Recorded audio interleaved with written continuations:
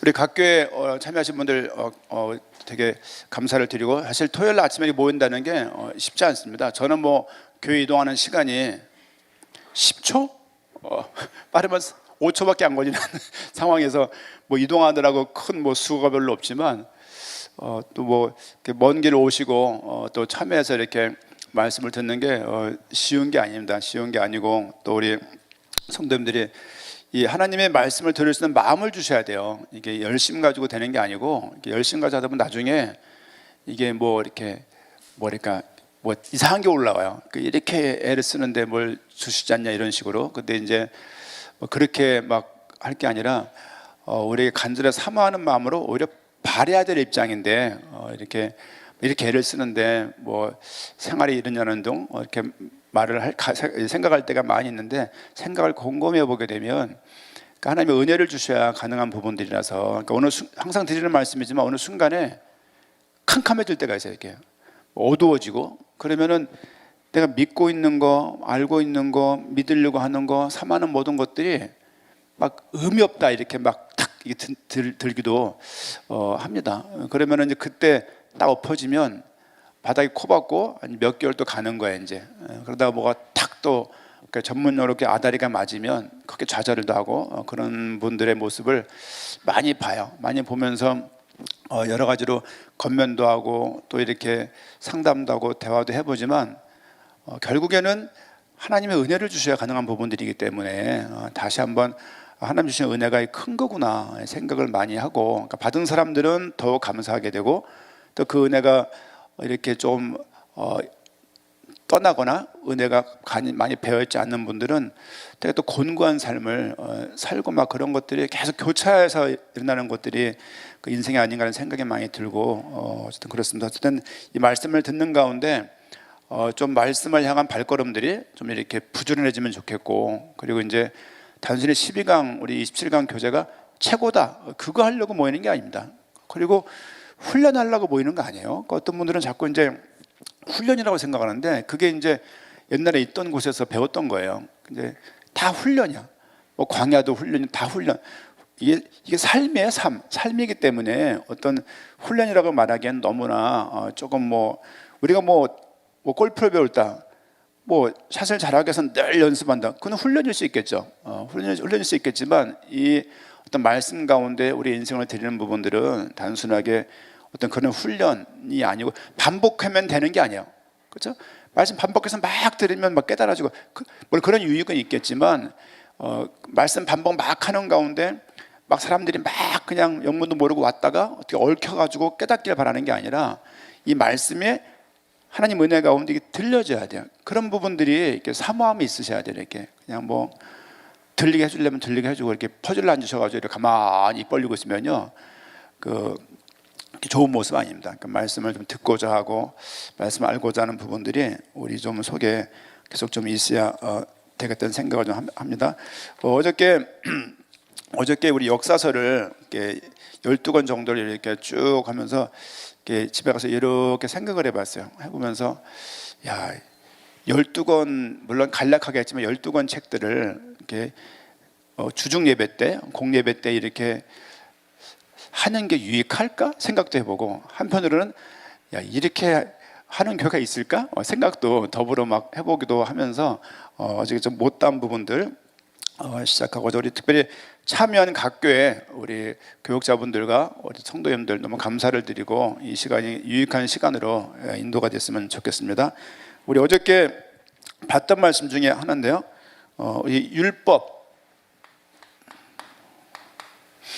율법이라는 얘기가 신약에 많이 나올까요? 구약에 많이 나올까요? 느낌은 어때요? 구약이죠. 사실은요 구약이에요. 구약인데 근데 율법책이라는 말을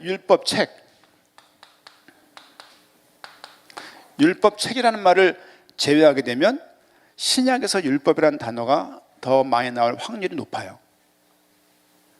이게 아이러니인 거예요. 왜냐하면 율법은 구약을 상징하는 것 같고 복음은 신약을 상징하는 것 같잖아요. 율법은 구약 때 복음이었어요. 그게 그렇죠? 신약 때는 그 구약 때 복음이었던 율법이 완성되어지고 복음으로 전환되었음을 계속 알려주고 있는 거거든요. 그래서 어저께도 이제 여호수아서에 나와 있는 율법책이라는 말씀을 우리가 잠깐 봤는데요. 율법책이라는 말은 구약에 많이 나올까요? 신약에 많이 나올까요? 구약에 많이 나오죠. 그렇죠? 말씀을 그 몇 군데를 좀 보도록 하겠습니다. 우리 열왕기하 4장입니다. 이게 본문 말씀은 아니고요. 열왕기하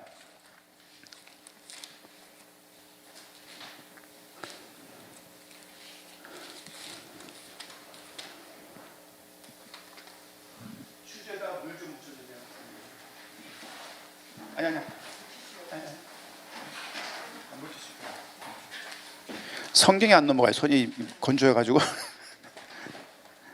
한 두 장만.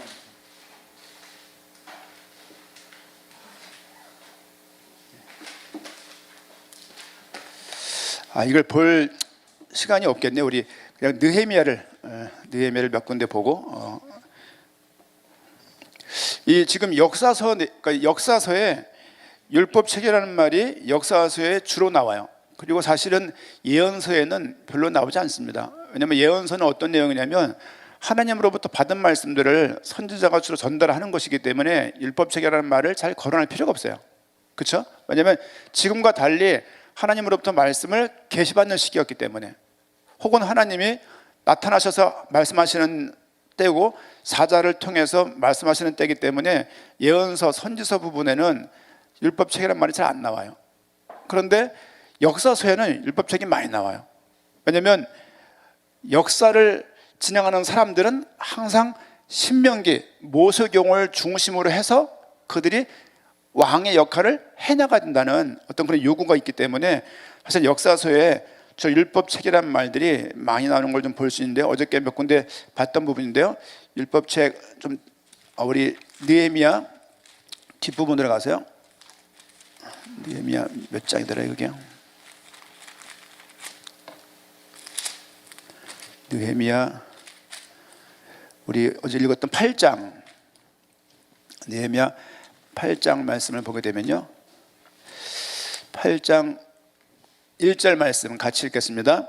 이스라엘 자손이 자기들의 성읍에 거주하였더니 일곱째 달에 이르러 모든 백성이 일제히 수문 앞 광장에 모여 학사 에스라에게 여호와께서 이스라엘에게 명령하신 모세 율법책을 가져오기를 청하매. 그렇죠? 3절 마지막 2절 중간에 보니까 에스라가 율법책을 가지고 회중 앞에 이르렀죠.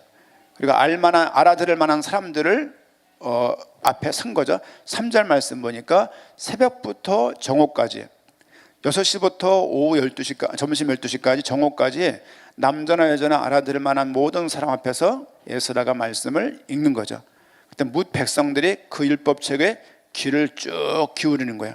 5절 중간에 보게 되면 책을 펼 때에 모든 백성이 일어났어요.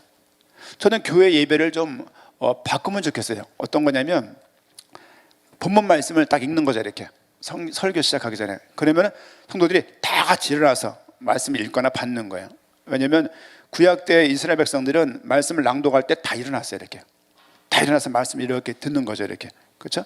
그래서 그렇게 됐고, 6절 중간에 보니까 손을 들고 아멘 아멘 하고 응답하고 몸을 굽혀 얼굴을 땅에 대고 여호와께 경배하니라 하는 말이 쭉 나와 있고, 어제 읽었던 7절 말씀, 그 많은 처음 보는 이름들인데 이분들이 중간중간에 서서 에스라가 읽는 그 말씀을 중간중간에서 통역도 해주고 깨닫게 해주는 거예요. 웬 통역? 70년 동안 포로 생활했다가 왔기 때문에 자기 나라 말이 익숙하지 않은 거예요. 그렇겠죠? 혹은 많이 잃어버렸겠죠. 그런 사람들한테는 통역도 해주고, 그런 사람들에게, 궁금한 사람들에게 해석도 해주는 역할들을 여기 나와 있는 한 10명가량의 사람들이 군데군데 쫙 서가지고 중간에서 중간제 역할을 하는 부분들을 또 볼 수가 있고, 8절 말씀 보니까 율법책을 낭독하고 그 뜻을 해석하여 백성에게 그 낭독하는 것을 다 깨닫게 했더라. 율법책이라는 말이 신명기, 여호수아, 열왕기하, 역대하, 느헤미야, 갈라디아서 나오는데요, 율법책이라는 말이 제일 많이 나오는 곳이 느헤미야예요. 느헤미야. 느헤미야 다음 책이 뭡니까? 에스더잖아요. 그런가요? 에스더는 개인적인 어떤 포로된 상태에서의 내 이야기이기 때문에 정식 역사서라고 말하기는 좀 어렵다, 이런 말을 룻기랄지 이 두 분들은 말들을 많이 하는데, 어쨌든 공식적으로 큰 단위의 역사서는 느헤미야가 마지막이에요.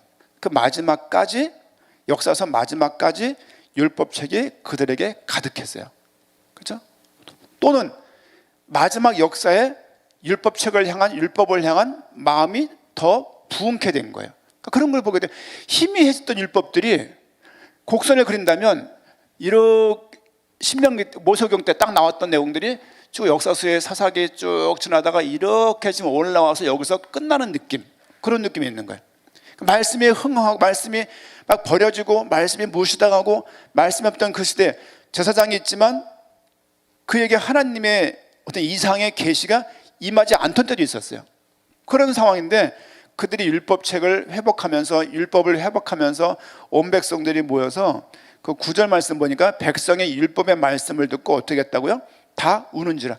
다 울면서 역사서의 내용이 거의 종결 지점에 가서 성벽을 딱 완성하고 성전에서 예배할 수 있는 준비가 완전 스탠바이 된 거예요. 성막이 준비되어서 예배를 드리려고 할 그 시점에 그들이 출발하게 되어져요. 이렇게. 그러면서 광야를 가는 거거든요. 그런 것처럼 새로운 시대를 향해서 가기 위해서 지금 역사서 내에 선지서가 들어있는 거예요. 역사서가 예를 들면 여기서 이렇게 있다고 했을 때 이 안에 쏙 들어가는 게 뭐냐면 선지서예요. 예언서, 역사서. 그렇죠? 별도로 있는 게 아니라 역사서 내에 활동했던 선지자들, 포로되기 전, 포로가 될 때, 포로된 이후 활동했던 선지자들을 다 모아가지고 써놓은 게 선지서예요. 대선지서, 소선지서. 대선지서는 무슨 의미입니까? 양이 많은 거예요. 큰 선지자가 아니라 양이 많으면 대선지서예요. 그래서 이사야, 에레미야, 에스겔, 다니엘까지가 아마 대선지서일 거예요. 나머지는 다 소선지서예요. 그 17권 모든 내용들이 어디에 포함되냐? 역사서 내에 쏙 들어가는 거예요. 사실은 역사서를 보면서 예언서를 같이 봐야 되니까 원래. 근데 성경 구분이 우린 그 70인역에 준해서 순서가 되었다고 말씀드렸어요. 그 내용들이 사실은 이렇게 있다 보니까 이걸 뒤에 이렇게 배워서 읽다 보면 막 헷갈려요. 이때 나왔던 내용을 읽는 것 같기도 하고, 그렇죠? 그래서 원래는 역사서에 있던 포로되기 전, 포로되었을 때, 포로된 이후를 나눠서 선지서를 이렇게 읽게 되면 조금 더 생동감 있고 의미가 있겠죠. 어쨌든 역사서의 율법책이란 말이 가장 많이 나오고, 특별히 역사서의 마지막 책이라고 말할 수 있는 느헤미야, 여기에 사실은 가장 어떤 영적인 각성, 대부흥운동들이 언제 일어나냐? 느헤미야 때 일어나요.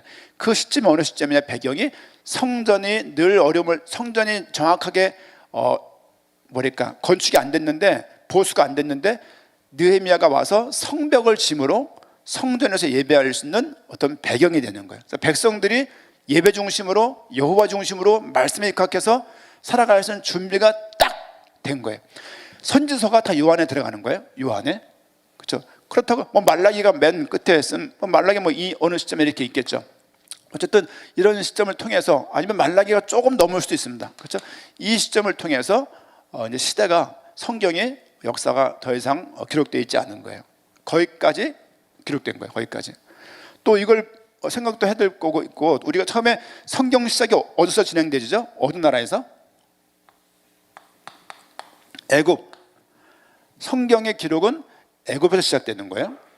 애굽에서 모세가 출애굽을 하여서 창세기도 기록한다고 말씀을 드렸어요. 창세기 왜 기록했다고요? 아니 누가 우리를 여기 건져낸 거야? 여기까지 왜 오게 한 거야? 우리 어디 가는데? 이렇게 물을 때 모세가 말을 해주는 거예요. 우리가 나온 이유는 창세기를 말을 하면서 저기 했던 저 내용 때문이야. 그 내용에 뭐가 있습니까? 거기에 아브라함이 있는 거예요. 아브라함에게 했던 그 땅, 아브라함에게 했던 그 씨, 그 언약을 지키기 위해서 우리의 고난을 돌아보고 우리가 했던 약속을 기억하셔서 우리를 꺼내시는 거예요. 왜 그 약속이 필요했습니까? 그 앞에 보니까 바벨탑, 그 앞에 노아, 그 앞에 가인과 아벨, 그 앞에 아담이 있는 거예요. 그렇죠? 원래 그 인간은 하나님이 창조할 때 복된 존재로 창조하신 거예요. 그렇죠? 왕적인 존재로, 영적인 존재로, 언약적인 존재로, 자녀로 창조된 거예요. 그렇죠? 그들에게 언약을 주고 그 언약을 그들이 사단으로 말미암아 범죄하여서 하나님과 단절된 거예요. 그 모습을 창세기 기록을 하고 있잖아요. 원래 창세기도 두 가지예요. 족장 역사, 그러니까 아브라함을 중심으로 한 어떤 족장 역사가 되어 있고요. 그 앞에는 뭐냐면 신학에서는 그냥 원역사, 그렇게 불러요. 원역사. 창세기 11장까지는 원역사, 그리고 그 이후 원시복음 이렇게 말하는 것처럼 원역사고, 그 다음에 아브라함 12장, 창세기 12장부터는 족장사라고 불러요. 족장사가 지금 전체가 다 애굽에 들어간 거예요. 애굽에 들어가서 430년을 거기서 살게 되는 거죠. 애굽이 쭉 출애굽을 하게 돼요. 출애굽하면서 그들 어디 갑니까? 가나안을 가게 돼요. 가나안을 가가지고 여호수아, 그렇죠?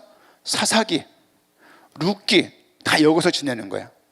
여호수아가 몇 살에 들어갔고 몇 살에 죽었는지 알면은 연도를 계산할 수 있죠. 그리고 사사기 시대가 한 300몇 년 되니까 더하고, 룻은 사사기 시대 사람이니까 사사기 시대 처음과 끝 여호수아의 인생 다 더하면 가나안에 정착한 시간이 보이는 거예요.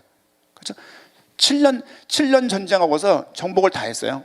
물론 몇 개 나라 하나님이 정복 못하게 하셨지만 가나안을 쭉 가다가 여기서 왕이 들어서고, 왕이 들어서면서 드디어 북이스라엘과 남유다가, 그렇죠? 나라가 생겨지고, 그 어떤 뭐랄까요, 이스라엘의 백성 중심의 나라가 이제 이렇게 확립이 되어져. 확립이 됐다가 그 두 개 나라가 북이스라엘과 남유다가 이렇게 다윗과 사울과 다윗과 솔로몬 이후에 르호보암과 여로보암으로 이어서 나라가 쭉 갈라져. 근데 북이스라엘의 19명의 왕들이 모두 다 악했어요. 그래서 BC 722년경에 아수르에게 나라가 정복되게 돼요. BC. 그리고 남유다가 바벨론에게 586년이 BC, 요때 정복을 당하게 되죠. 그러면서 실제 아수르는 또 바벨론에게 또 망하게 돼요. 이 뒷나라 이어진 게 어디입니까? 바사, 페르시아, 이란이라고 말씀을 드렸어요. 이 나라에 이란도 뭐 굉장히 막강한 나라거든, 그 당시는요. 그래서 이 바사에 의해서 이때 등장하는 왕 이름이 누굴까요? 고레스, 아닥사스다. 그다음에 그 앞에 뭐 다리오, 우리가 알고 있는 왕들이 요 사람들이에요. 요 사람들. 또 우리가 더 하나 안 되면 뭐 아하수에로, 에서 있을 때 왕이었던 부분들. 근데 아닥사스다가 100년 동안 7명의 왕이 들어섰어요. 그러니까 거기도 굉장히 피비린내가 많이 났어요. 그 내용이 300영화의 배경이라고 말씀을 드렸어요. 페르시아 다음에 누굴까요? 그게 헬라예요. 헬라 어디입니까? 그리스. 여기에 유명한 왕이 누구 있죠? 대왕 알렉산더가 여기서 나와요. 그렇죠? 이게 저는 이제 여기서부터 인식이 있어요. 알렉산더 대왕. 그 전까지 잘 몰랐는데, 알렉산더 대왕이 그거구나, 뭐 이렇게 연결되는데, 헬라가 이어지면서 그다음에 어디입니까?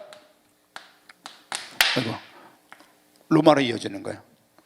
근래 홍강희 목사가 갔다 왔던 그 로마, 이탈리아, 그 나라가 여기 이렇게 되는 거죠. 그래서 헬라이라는 나라가 사실은 중간사, 그때 계속 이스라엘 백성들하고 많은 어려움과 겪어지면서 혁명도 마카비 혁명 이런 게 일어나고, 그 다음에 요때 중간사 시대 때 예를 들면 70인역 성경도 만들어지고 많은 일들이 요때 이렇게 생겨요. 그러니까 성경 배경 나라가 몇 나라 안 돼요. 애굽, 페르시아, 헬라, 로마, 이거밖에 안 돼요. 대한민국 생각해 보세요. 일본, 중국, 미국 요 사이에 있잖아요. 그런 것처럼 계속 영향을 받으면서 나라가 이렇게 진행되었고, 요 페르시아 이때 이제 고레스왕이 가라 그래서 그때 쓴 게 역대상하예요. 돌아와서 역대상하. 그 다음에 에스라, 느헤미야, 에스더가 여기 있는 거예요. 바사 여기. 그렇죠?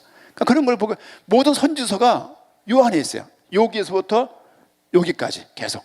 그렇죠? 그러니까 그걸 보게 되면 선지자가 했던 말들을 보게 되면 어떤 내용이 어떻게 진행됐는가를 알 수 있죠. 사실은 뭐 이런 거 성경 보는 데 필요 없습니다만은 성경 읽을 때 좀 감이 있으면 좋아요. 이렇게 어디까지가 어디까지인지. 그래서 지금 여기가 애굽이 창출 레민신 여기서 쓴 게 나와서 요 하나 쓴 게 모세 오경이다. 요 사이에 창세기, 출애굽기, 레위기, 민수기, 신명기를 출애굽을 하여서 썼다. 그렇죠? 그래서 창세기도 출애굽한 배경에서 보는 게 좋다. 왜냐하면 쓴 이유가 있으니까. 뭐든지 쓴 이유를 알게 되면 성경을 읽을 때 거의 2분의 1을 읽었다고 생각해도 돼요. 왜? 그걸 모르고 읽으면 그냥 뭐 개인 용도로 읽는 거예요. 내 삶에 도움되는 말로, 필요한 말로, 아니면 좌우명으로, 신조로 그냥 뭐 이렇게 교훈으로 잡는 거거든요. 근데 성경을 좀 배경을 보면 좀 더 성경을 보는데 도움된다 생각이 되어지고요. 가나안에 들어가기 전에 쓴 게 뭡니까? 여기서 여호수아, 그 다음에 사사기, 룻기, 요 내용들이 가나안에 들어가서 쓰는 내용. 여호수아는 가나안에 들어가기 전 정복하는 과정, 땅을 분할하는 과정 나와 있고요. 사사기는 가나안에 들어가서 한 300년 사는데 그때 아주 복잡한 정치 형태를 가지고 나라가 복잡해져요. 그렇죠?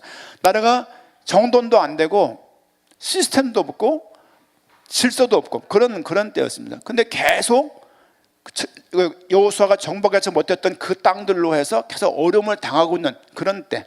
그래서 계속 블레셋이라는 나라한테 공격을 당하고 어려움을 당했어요. 블레셋이 지금의 팔레스타인. 지금 이스라엘과 항상 미사일을 쏘고 죽고 하는 나라가 팔레스타인이에요. 그렇죠? 그렇게 해서 거기에 개인적인 삶을 쓴 사람이 룻이라는 사람 말씀을 드렸습니다. 여기다가 이제 여기서 세워지는 내용들이 누굽니까? 사무엘이 등장하고 그렇죠? 사무엘이 등장하고 사울이 등장하고 다윗이 등장하죠. 그 다음에 솔로몬이 등장해요. 솔로몬. 그렇죠?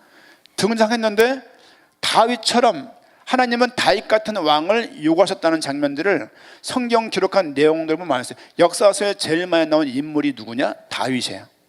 다윗의 양이 워낙 많아요. 왜? 쓴 사람들이 다윗이 그만큼 충격적이었고 그만큼 놀랍고 탁월했기 때문에. 왜? 하나님을 섬기고 하나님을 쓰시는 왕이었어요. 왕들이 진정한 왕인 하나님을 잘 몰랐어요. 근데 왕의 왕이신 하나님을 믿는 그 진정한 왕이 다윗이었음을, 오죽하면 다윗에게 기름 부었던 장면들까지 3번씩이나 있음을 알 수가 있죠. 솔로몬도 역시나 그 아버지가 지켜야 될 그 율법, 그 어떤 내용들을 준수하며 살기 원했지만 솔로몬이 여자들 1000명을 처북과 아내를 취하면서 그들에게 마음을 뺏기고 하나님을 향해 지었던 그 성전 내에서 혹은 왕궁 내에서 우상 숭배하는 일들이, 생각해 보세요. 1000명의 대부분 이방 여인들이 각기 자기 나라의 신들을 섬기기 시작하는 거야. 이거는 어디서부터 볼 수 있습니까? 출애굽했을 때 시내산에 모세가 올라갔을 때 형 아론이 동시에 모세는 시내산 위에 올라가 있고 아론 형은 같이 출애굽을 경험했던 사람이에요. 그렇죠? 같이 바로왕을 만나고 이스라엘 백성들이 그 주신 언약 때문에 이끌리는 걸 봤던 사람이에요. 그 사람이 이 안에서 뭐하냐? 백성들과 함께 송아지를 만드는 거예요. 송아지를 만들어서 말 표현도 웃겨요. 금을 불에 넣었더니 송아지가 나왔더라, 이렇게 표현을 해요. 그렇지, 그럴 수가 없죠. 왜? 새기고 뭔가가 주문을 붓고 하려면 과정이 이렇게 있잖아요. 금을 거두려면 누군가가 공문을 내려야 되고 그 공문에 의해서 금들을 징수해야 되고 모은 것을 얼마인지 파악을 해야 되고 그걸 거기에 관련된 쟁이를 불러야 되고 쟁이를 불러서 주문을 만들어서 부어서 새겨서 만들 과정이 꽤 길었을 거예요. 40일 동안 올라가 있었으니까 여기에 최소한 몇십일 동안, 그러나 너무나 빠르게 했음을 알 수 있죠. 어쨌든 우상 숭배가 이 안에서 진행이 되고 있는, 이 우상 숭배가 뭔가가 역사 속에 계속 나와요. 송아지를 숭배하는 일들은, 소를 숭배하는 일들은 계속 나와요. 그렇죠? 그래가면서 지금 이 솔로몬의 왕궁에 또한 이런 우상 숭배가 막 끊이지 않는 거죠. 그렇죠? 끊이지 않던 그들에게 하나님께서 이 나라가 분리될 걸 말씀하셨고, 그래서 르호보암과 여로보암 중심으로 한 나라가 깨지는 거예요. 생각해 보세요. 이 나라가 어떤 길을 걸어왔는데, 그렇죠? 결국에는 주신 율법을 10계명을 대표적으로 한번 봅시다. 1계명이 뭔가요? 하나밖에 없어요. 나 외엔 다른 신이 없느니라. 이거 어긴 거예요. 2계명은 뭐예요? 우상, 두 글자. 우상 숭배한 거예요. 세 글자 뭐예요? 이름과 관련된 거예요. 최영식, 윤익분 이렇게 소윤기한 것처럼 여호와 이름을 망령되이 일컫지 말라. 요 3계명 다 어기는 거예요. 4계명 뭐죠? 우물쭈물 하시는 것 같아서 궁금하네요. 4계명 뭡니까? 죽을 사. 안식일 안 지키면 죽는 거야. 안식일 거룩히 지키라. 5계명 뭐예요? 우리 아빠, 내 부모를 공경하라. 6계명 뭐예요? 빵! 살해하지 말라. 7계명 뭐예요? 칠칠하게 간음하지 말라. 간음하지 말라. 8계명 뭐예요? 8계명. 도둑질하지 마라. 서울 가면 이렇게 8배가 돼요. 도둑놈들이. 그렇게 외웠었는데 9계명이 뭐예요? 9개? 거짓 9개인지 10개라고 우기는 거예요. 거짓말하는 거예요. 거짓 증거하지 마라. 10계명이 뭐예요? 다 있는데 탐내는 거예요. 탐내지 마라. 10계명 못 외우세요? 죄입니다. 옛날에 죄였어요. 옛날에 법정을 했어요. 그러니까 이게 지금 이스라엘 백성들이 많은 걸 어긴 게 아니라 1, 2, 3계명에 다 저촉되는 거예요. 율법의 대표적인 내용인 10계명이라고 말할 수 있어요. 근데 그 내용에 아담과 하와가 수십만 가지 언약을 어긴 게 아니잖아요. 한 가족인 거예요. 한 가지. 그렇죠? 지금 이스라엘 백성들이 수십만 가지를 죄진 게 아니라 그 한 가지 때문에 어긋나는 거예요. 그게 없었으면 그들이 하는 그 행동이 죄인 줄 몰랐어요. 그래서 로마서 3장 20절 말씀에 율법을 주신 이유가 뭐라고요? 죄를 알게 하기 위해서요.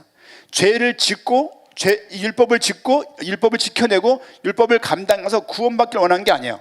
율법을 통해서 이것이 네가 죄인인 것을 알게 하려고 말씀하신 거예요. 구약을 보세요. 죄 안 짓는 시기가 어디 있어요? 근데 왜 하나님께서 이 백성들 포기하지 않으세요?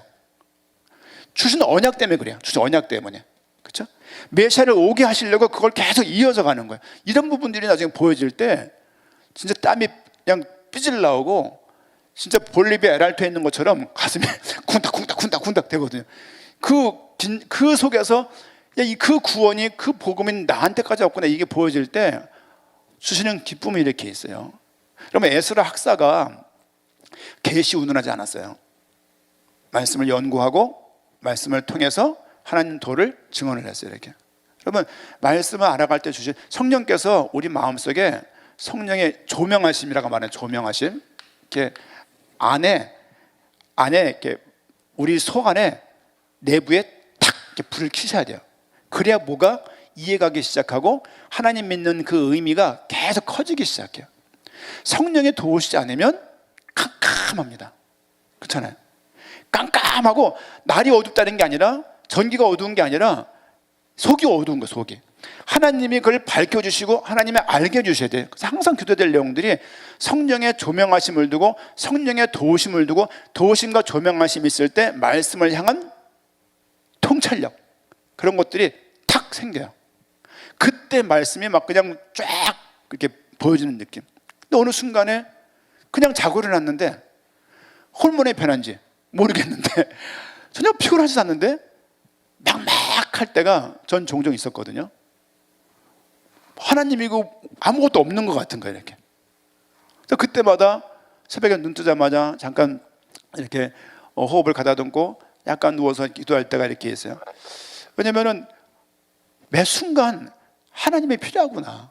이게 놓치는 그 순간, 이게 한두 시간 가는 게 아니라 그냥 그 순간으로 말미암아서 그렇게 딱 뭐가 어두워지면요, 적용하자면 인간관계, 가정생활, 아이들에 대한 태도, 인생에 대한 태도, 지난날에 대한 어떤 생각, 지난날들에 대한 어떤 생각, 막 이런 것들, 막 그냥 그게 좋은 추억이고 감사한 일들이었는데 막 이상한 그 아쉬움이 오고 막 원한이 오고 막 그냥 붉은 마음, 검은 마음들이 막 일어나가지고 복잡할 때가 있더라고요. 근데 그 순간순간 하나님의 복음의 은혜가 필요하지 않으면, 이걸 인식할 수 없다라면 아무리 계시가 된들, 그렇죠? 자, 넘어가세요. 이래서 나라가 갈라지게 되죠. 이때 나오는 사무엘 상하가 여기에 나와요. 사무엘, 다윗이 세워지는 이야기 사무엘 상, 그리고 도망 다니는 이야기 사무엘 상, 사무엘의 다윗의 전성기 사무엘 하. 전성기 때 죄져요. 밧세바 여인을 범하고 인구조사를 하면서 하나님 앞에 하나님이 필요 없는 듯이 행동을 하다가 크게 하나님 앞에 징계를 받고 하나님 앞에서 다시 초심을 회복하고 제사를 드리면서 사무엘하가 끝이 나요. 그리고 열왕기 상을 보게 되면 솔로몬의 이야기예요. 솔로몬의 이야기가 나와 있고 나라가 쭉 갈려진 얘기가 열왕기 상에 나와요. 그리고 그들이 쭉 가다가 열왕기 하에 가니까 그들이 망하는 얘기가 나와요. 그 망하는 얘기가 아수르 바벨론 망하는 이야기가 열왕기 하에 나와요. 열왕기 하. 그렇죠? 쭉 그리고 포로되어 가서 그들이 돌아왔어요. 돌아와서 백성들을 하나로 힘을 규합해야 돼요. 규합하는 방법은 뭡니까?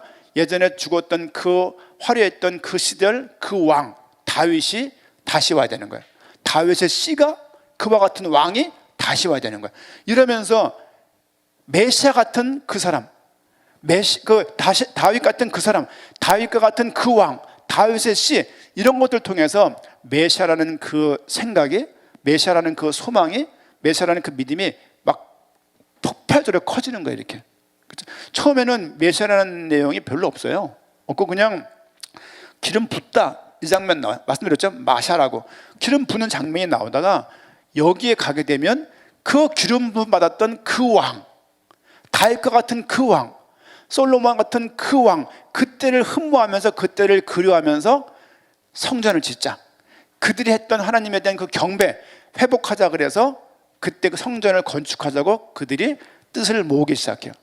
뭐 하는데 북이스라엘에 남아있는 그 북이스라엘 사마리아 성에 그 북이스라엘에 그 잔류했던 그 사람들이 계속 공격을 하고 회방을 해요.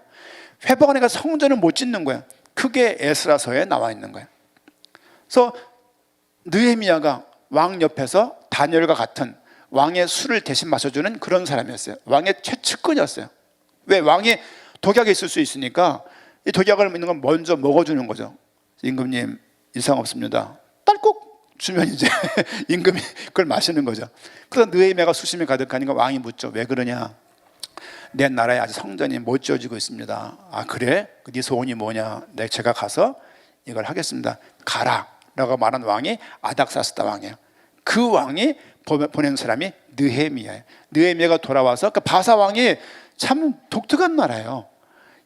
그렇게 많은 나라를 정복하고도 그러니까는 강압적이지 않았어요. 고레스랄지 다리오랄지 아닥사스다 이 왕들, 아하수에로랄지 이 왕들 통해서 느헤미야가 오게 되어지고 또 왕이 바뀌어서 아하수에로 왕 때 페르시아에 남아있는 유대인들이 다 죽을 뻔한 그날에 다 그들이 구원을 받아요.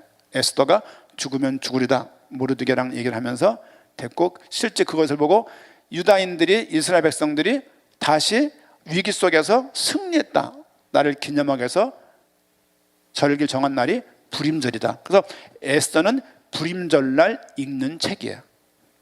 또 예레미야 예가는 되게 슬퍼요. 이거는 예루살렘 성전 파괴일 날 그걸 기념하기 위해서 쓴 시예요. 그러니까 그때 읽는 거야 이거를. 그러니까 궁금한 거죠. 우리가 평상시에 이걸 그 절기 때 읽는 책, 절기 때만, 그렇죠? 우리가 뭐 3.1절일 때 뭐 읽는 무슨 글 같은 게 있잖아요. 이렇게 뭐 3.1절 뭐 김인년 3월 1일 뭐 우리 뭐 그런 거 있는 것처럼 그 절기 때 읽는 책들이 에레미야 예가랄지 그다음에 에스더 같은 경우 그 절기 때 읽는, 평상시에 읽는 게 아니고 그럴 때 읽는 책자. 그러나 그런 책들을 통해서, 그런 인물을 통해서도 계속 그리스도를 예표하고 있다. 그 부분을 말씀드리고, 그러면서 여기서 이제 나라가 더 이상 얘기가 나오지 않고 그 다음에 성경에 이제 기록된 역사가 여기까지입니다. 그러다 갑자기 로마에, 여기가 궁금해요. 이게 중간사 암흑시대예요. 우리 근래 신인혜 권사님이 공부하셨던 내용, 요 중간사가 요 때입니다. 요 때. 근데 요때 생각보다 많은 게 되어져요. 이때 뭐 헬라어니까 헬란말로 성경을 번역해요. 디아스포라. 그게 70인역이에요. 70인역. 그 70인역에서 요걸 통해서 헬라 사람들이, 이때 공용어가 지금 영어잖아요. 이때 공용어가 헬라어였다고, 헬라어. 그렇죠? 그러니까 이걸 가지고 흩어져 있는 유대인들에게 편하게 볼 수 있도록, 후대들에게 편하게 볼 수 있도록 그걸 좀 이렇게 해석한 성경책이 헬라어로 번역된 게 70년, 요거에 근거해서 우리 성경의 순서가 정해졌다라고 말씀을 몇 차례 들은 적이 있고, 그 다음에 로마 이때부터 이제 로마 정복하기 약간 전부터 이때부터 오는 내용이 뭡니까? 이게 신약이에요. 이렇게. 그러니까 이런 걸 보게 되면 그냥 뭐 믿어 이게 아니에요. 얼마나 큰 역사적으로 이 왕들의 이름이 있어요. 그렇죠? 그런 걸 보게 되면 참 감사하고, 또 그 불임절이라는 내용은 실제 페르시아 이란 역사에 보게 되면 날이 또 정해졌다고 말을 하더라고요. 그래서 이 과학적으로도 보게 되면 참 의미가 있다 하는 생각이 좀 되어지고, 성경의 의미를 특별히 성경은 예언적인 성격이 있어요. 예언된 내용들이 성취되었다 보면 되고요. 그리고 구약은 그림자예요. 신약은 실체라고 말할 수 있는 거죠. 근데 유대인들은, 이스라엘 백성들은 요 앞에 것만 예언하고 그림자만 가지고 있는 거예요. 지금도 기다리고 있거든요. 근데 물론 그들 지금 안 기다려요. 그때 뭐 제가 인터뷰한 내용을 유튜브에서 보니까 실제 메시아가 온다고 믿습니까? 안 기다려요. 성경 이야기를 믿고 있다, 이렇게 말하는 거죠. 우리가 단군수나 생각하는 것처럼 그 생각하는 분들도 많이 있더라고요. 어쨌든 우리는 이게 구약이고 이게 신약인데, 우리는 이 부분들을 보면서 이거를 이해하는 거예요. 지금요. 신약 때 오신 그 예수님을 통해서 구약에 수없이 인용되는 구약, 거의 신약 성경이 잊어버렸냐? 2000 몇 구절이었는데 거의 3000 몇 구절인가요? 근데 거의 1000 몇 구절이 구약 인용이에요. 그러니까 그걸 보게 되면 놀라운 거예요. 그리고 예수가 그리스도라는 그 말이 524구절 나오는데, 524구절 신약 성경에 거의 20절마다 한 번 나오는 거예요. 그러니까 그런 걸 보게 되면 성경에서 얼마나 구약이 연결되어 있고, 구약에서 계속 말하고 있는 그리스도가 탄생할 것이다, 그분이 나무에 매달려 죽을 것이다, 그분이 부활할 것이다, 그분이 승천할 것이다가 구약에 나와 있는 내용이에요. 신약에는 그분이 탄생했고, 그분이 죽었고, 그분이 부활하셨고, 그분이 승천하셨고, 그분이 다시 오신다라고 우리는 이렇게 믿고 있는 거예요. 왜? 가셨기 때문에 오신다고 분명히 말을 했으니까. 구약의 약속을 주시고 계속 성취했던 그 하나님이 똑같은 하나님이기 때문에 이 언약을, 새로운 메시지, 새로운 언약, 다시 오신다는 말씀을 주시고 그것을 바라보면서 이 내용들은 이미 다 성취된 거예요. 성취된 그 내용들을 또 반복하신다는 말이 아니라, 신약 구약 때 선포된 이 얘기들이 탄생하신다 하셨고 탄생하셨고, 죽는다 하셨고 죽으셨고, 부활한다 하셔놓고 부활하셨고, 승천한다 하셔놓고 승천하셨고, 그분이 가셨는데 다시 오신다는 거예요. 이게 신약에서 가지고 있는, 신약에서 요구하고 있는 믿음의 내용인 거예요. 그래서 성경을 그리스도 목적적으로 기록되었다는 말씀을 감히 할 수 있는 거예요. 그렇죠?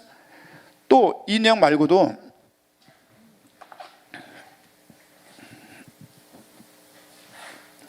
보세요. 기름 붓다. 좀 그동안 내용 좀 정리하면서요. 기름 부음을 받은 자가 우리 그 헬란 말로, 우리 그 구약 말로 메시아고, 히브리어로, 그다음에 헬라어로 크리스토스, 그리스도입니다. 그렇죠? 기름 부음을 받은 자. 그렇죠? 받은 자. 그렇죠? 기름 부은 장면이 구약을 보니까 선지자가 기름 부음을 받고 그들이 임명이 되어져요. 그리고 제사장이 기름 부음을 받고 그들이 임명이 되어지고, 특별히 왕 얘기가 제일 많이 나와요. 왕이 기름 부음을 받고 임명이 되어져요. 누가 기름 부음 받은 자냐? 선지자, 제사장, 왕이에요. 선지자가 무슨 역할을 하냐? 하나님 말씀을 대언해요. 하나님이 주신 말씀을, 율법책을 가리킨다 이런 거 이전에 받은 말씀을 전달하는 거예요. 대언하는 거예요. 그렇죠? 중간에서 하나님 말씀을 대언하고 하나님 말씀을 전달하는 역할을 누가 했냐? 하나님의 뜻을 전달 누가 했냐? 선지자가 주로 했죠. 그리고 제사장을 보니까 이들은 백성들의 죄를 속죄하는, 죄를 사하는 역할을 누가 했냐? 제사장이 했어요. 이들의 직무, 우리 직장 가면은 직무를 이렇게 업무 분장을 해요. 최영식 씨는 일 요거 또 이혜진 씨는 일 요거 이렇게 일 직무를 분장하는 것처럼 서로가 각자의 일을 할 수가 없어요. 사울이라는 왕이 제사장 역할을 하는 바람에 하나님으로부터 하나님이 그를 그 이상 돕지 않았어요. 왜? 제사장이 할 역할을 왕 네가 왜 해?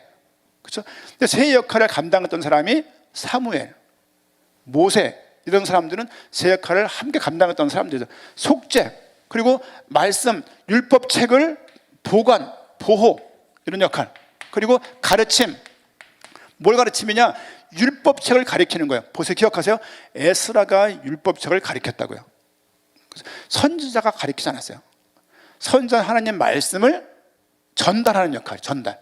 좀 달라요, 역할이. 그리고 성막을, 성전을 보호하는 역할을 누가 했냐? 제사장이 했어요. 그리고 왕은 뭘 했냐? 공동체를 보호하는 거예요. 공동체를 통치하는 거예요. 그렇죠? 그들 백성들을 통치하고 백성들을 보호하고 백성들을 구원하고 이 역할을 누가 했냐? 왕이 한 거예요. 대략 각 직분 선자 제사장 왕들이 이런 역할을 감당한 거예요. 이런 역할을 감당할 때 기름 부음 받은 다음에 이 일을 감당했다고요.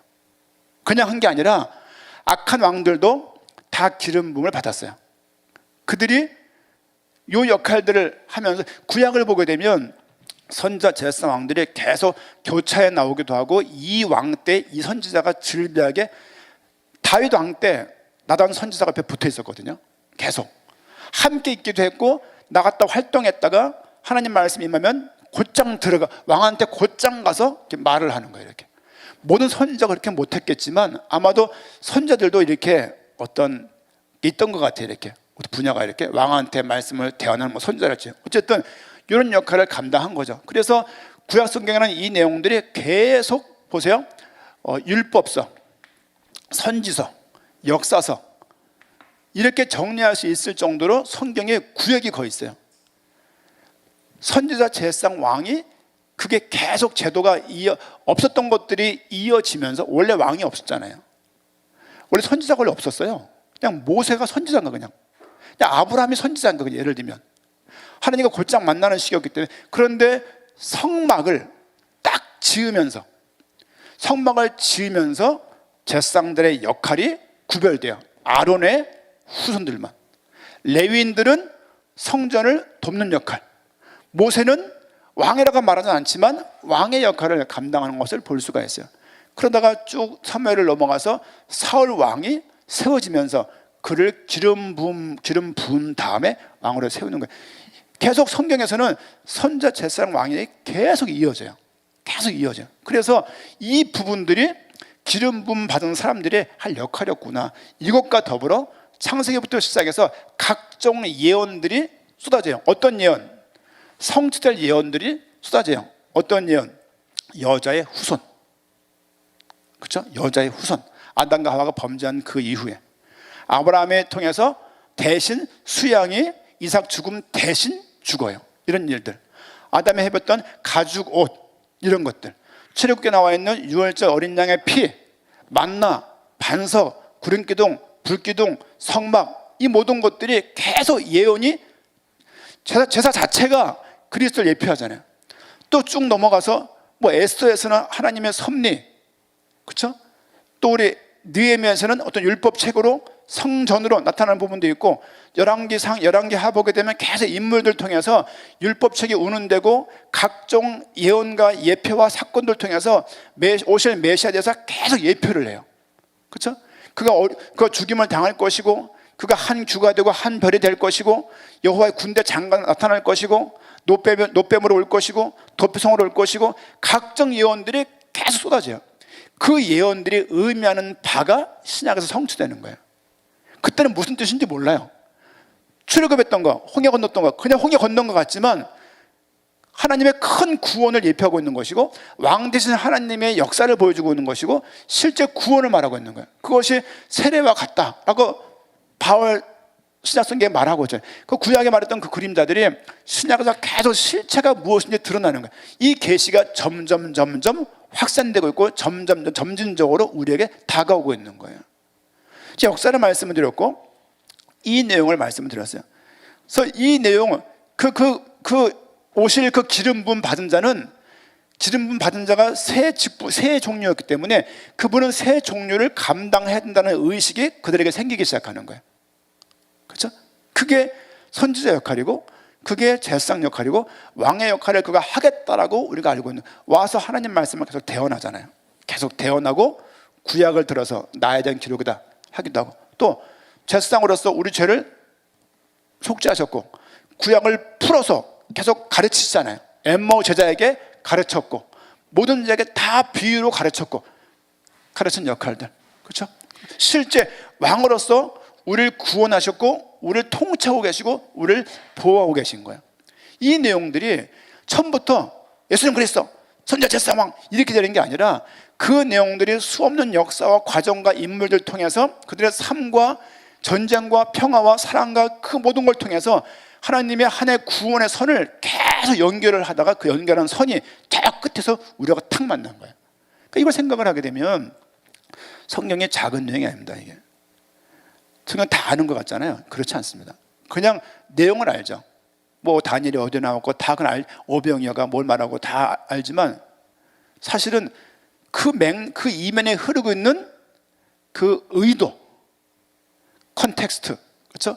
그 의도와 그 맥락과 그런 부분들이 계속 우리에게 발견되는 것을 보고 계시다라고 말할 수 있는 것이죠. 우리 계시는 성경 외에 다른 게 툭 떨어지는 게 아니고 하나님 말씀이 하나님 말씀으로 이 예언과 성취와 그림자가 실체가 계속 보여지고 발견되는 거예요. 이것이 우리가 받아야 될 계시이고 우리가 계속 사모하고 나아가야 될 방향이라고 생각이 되어집니다.